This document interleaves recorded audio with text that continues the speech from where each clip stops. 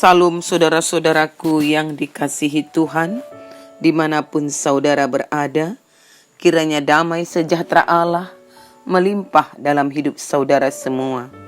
Sebelum kita mendengarkan firman Tuhan, mari berdoa.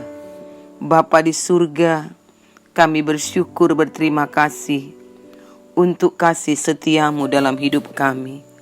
Saat ini kami mau mendengarkan firman-Mu. Roh Kudus-Mu lah menolong kami agar dapat memahaminya. Demi nama Yesus, amin. Firman Tuhan, Ulangan 8 ayat 2 dan Ibrani 12 ayat 6. Ingatlah kepada seluruh perjalanan yang kau lakukan atas kehendak Tuhan Allahmu di padang gurun selama 40 tahun ini, dengan maksud merendahkan hatimu dan mencobai engkau untuk mengetahui apa yang ada dalam hatimu, yakni apakah engkau berpegang pada perintahnya atau tidak. Karena Tuhan menghajar orang yang dikasihinya dan Ia menyesah orang yang diakuinya sebagai anak. Renungan kita, sekolah di padang gurun. Saudara-saudaraku yang dikasihi Tuhan, untuk menjadi anak-anak Tuhan yang tangguh, Tuhan melatih anak-anaknya melalui sekolah padang gurun. Sekolah tersebut kering dan tandus. Di tempat inilah Tuhan mengkomunikasikan pesan-pesan penting bagi anak-anaknya. Tuhan membuat kurikulum yang bertujuan untuk membangun karakter anak-anaknya. Dan mereka yang benar-benar mampu bertahan mengikuti kurikulum tersebut akan lulus. Apa yang dirasakan dalam sekolah padang gurun adalah keadaan di mana Tuhan seolah-olah sangat jauh dan meninggalkan kita. Daud pernah mengalami hal ini. Bahkan Yesus sendiri ketika disalib pernah merasakannya, sehingga Ia mengungkapkan itu dalam sebuah seruan. Allahku, Allahku, mengapa engkau meninggalkan aku? Demikianlah seruan Yesus. Di sekolah padang gurun, kita pun akan belajar mengenal dan bergaul dengan ketidakenakan, ketidaknyamanan, serta kesulitan. Dan kita harus belajar pula bertahan dalam situasi itu. Nabi Musa pernah berada di sana selama 40 tahun.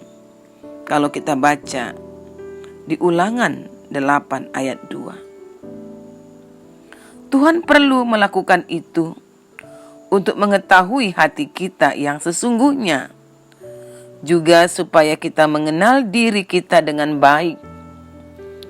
Di sekolah padang gurunlah kita akan berhadapan dengan yang namanya, yang pertama, ketidaknyamanan. Padang gurun merupakan tempat yang sangat panas di kala siang dan sangat dingin di saat malam. Bagi saudara-saudara yang sudah pernah berada di padang gurun tentu bisa merasakannya. Pada siang hari yang terik, air menjadi sesuatu yang sangat berharga. Ketika berada di padang gurun, Musa yang dibesarkan di Mesir dalam segala kemewahan kerajaan tentu saja belum terbiasa dan harus menyesuaikan diri dengan lingkungan yang baru. Musa harus mengatasi suasana yang baru dengan cara menjadikan dirinya bukan siapa-siapa, bukan anak raja yang harus dilayani, bukan penguasa. Oleh karena itu ia mau menggembalakan domba mertuanya, Yitro. Yang kedua, padang gurun adalah waktu yang cukup panjang. Musa diproses selama 40 tahun. Kedewasaan secara rohani tidak diperoleh secara instan. Ada jangka waktu tertentu yang harus kita jalani untuk menjadi seperti yang Tuhan inginkan. Untuk menghasilkan pribadi yang berkualitas, hampir selalu melalui proses yang panjang. Hal ini dapat juga kita lihat dalam diri Yusuf. Perjalanan kehidupan Yusuf merupakan cermin dari sebuah proses menuju puncak. Ini bisa kita baca di Kejadian 37 sampai pasal 50. Yang ketiga, kesunyian. Di padang gurun, kita mengartikan bahwa padang gurun adalah tempat yang sunyi. Tapi justru dalam kesunyian, Tuhan bisa menarik perhatian kita untuk mendengarkan Dia. Jauh dari kesibukan, jauh dari sanak saudara dan sahabat, ini semua akan melatih kepekaan kita untuk mendengar suara Tuhan. Jadi saudara-saudaraku, di dalam perjalanan kehidupan kita bersama Tuhan, ada kalanya Tuhan mengizinkan kita berada dalam suasana padang gurun seperti yang digambarkan dari firman Tuhan ini. Semuanya itu bertujuan untuk melatih kita dan mengikis sifat-sifat yang menghalangi Tuhan untuk memakai kita lebih lagi. Saudara-saudaraku, demikian juga apa yang dikatakan oleh penulis kitab Ibrani. Ada kalanya Tuhan mengizinkan masalah dan penderitaan terjadi dengan suatu tujuan untuk memproses kita supaya makin dewasa dalam kerohanian. Tapi sayang, banyak kali kita sebagai orang-orang Kristen tidak menyadarinya, sehingga kita melihat masalah hanya dari satu sisi saja. Bagi kita masalah tak jauh berbeda seperti monster menakutkan yang sewaktu-waktu siap menerkam dan menghancurkan kehidupan kita.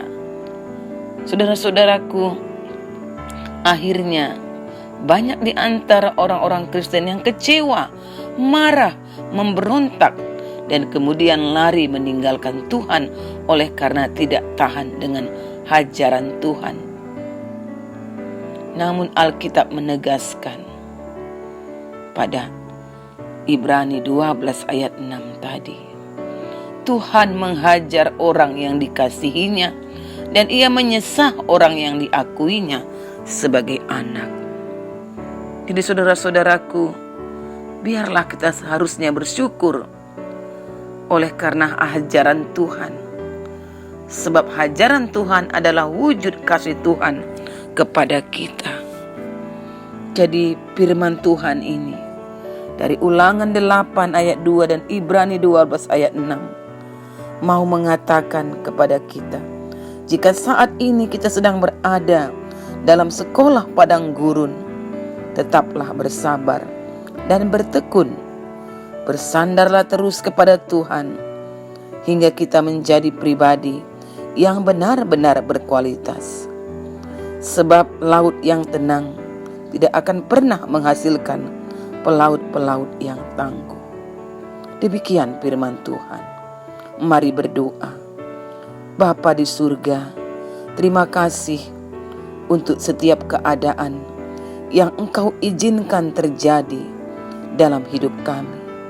Kami mohon agar Engkau menguatkan kami untuk tetap bertekun di dalam Tuhan Inilah permohonan kami.